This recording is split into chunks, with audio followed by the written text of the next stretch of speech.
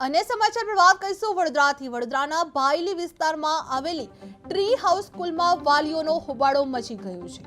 School management દ્વારા અચાનક જ સ્કૂલ બંધ કરવાની જાહેરાત કરાઈ હોવાથી વાલીઓ ચિંતામાં મુકાયા છે। નર્સરીથી ધોરણ 7 સુધી અભ્યાસ કરતા 242 જેટલા વિદ્યાર્થીઓની ભવિષ્યની કાળજીને લઈને વાલીઓએ શાંતિ ભંગ અને વિરોધ નોંધાવવામાં આવ્યો છે।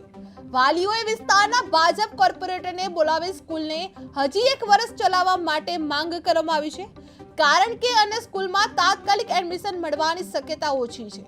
વાલીઓએ આ વખતે સ્કૂલ મેનેજમેન્ટ દ્વારા બાળકોના ભવિષ્ય સાથે થતી રમકડિયાઈને ખરા શબ્દોમાં ખોટી ગણાવી છે। मिथिलेश पंड्या। મિથિલેશબેન, જે રીતના તમે અહીં આવ્યા છો રજૂઆત કરવા માટે, પેલા તો અહીંયા કેમ તમને બોલાયા અને પછી શું સૂચના આપવામાં આવી? અમને પીટીએમ છે પહેલા તો અમને એવું કીધું કે પ્રિન્સિપલ જોડે મીટિંગ છે, એના પછી અમને પેપર ચેકિંગ માટે હતું, પણ આવું ફર્સ્ટ ટાઈમ અમને આવી રીતે ફર્સ્ટ ટાઈમ બોલાવ્યું કે બાકી દર વખતે કેવું હતું કે પેપર બતાવે ને ત્યારે જ અમને પેલું મીટિંગ થઈ જતું હતું, પણ અમને બી એવું કે હશે કંઈ, પછી અહીંયા આવ્યા પછી એકદમ જ અમને ખબર પડી કે સ્કૂલ બંધ થવાની છે। કાલ સુધી તમે રોલ ઓવર કરીને ફોર્મ ભરાવડાવો છો।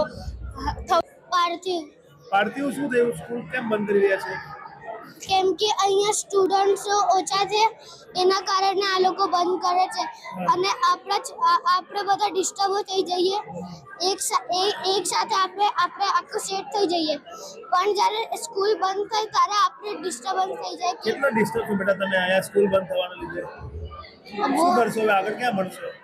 એ તો જોવું પડશે, કેમ કે સ્કૂલ બંધ થવી જોઈએ? ના, ચાલુ થવી જોઈએ ફરીથી? હા, કયા ક્લાસમાં ભણો છો? ત્રીજામાં।